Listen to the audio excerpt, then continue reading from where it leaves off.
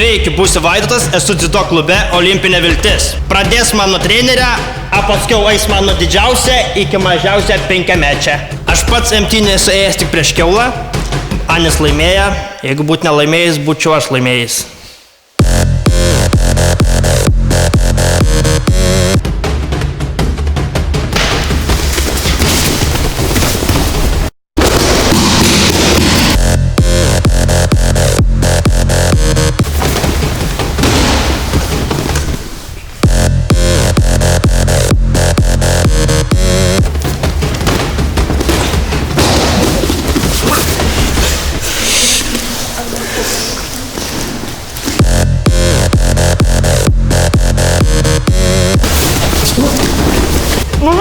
Būčiau priveikęs, bet labai slidus, jisai mažas. Negali net... O, mergiotė. Kaimės irgi prieš mergiotį mušęs. Aišku, jeigu jinai nebūtų laimėjęs, būčiau aš laimėjęs.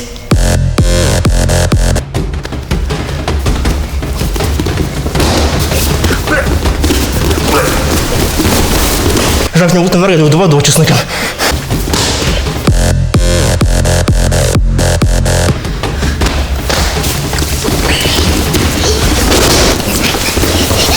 Trenerė!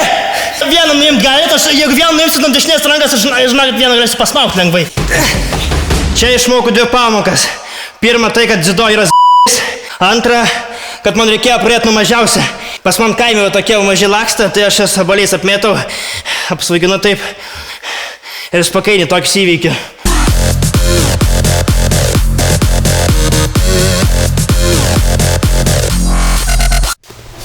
Labas. Aš Vaidotas.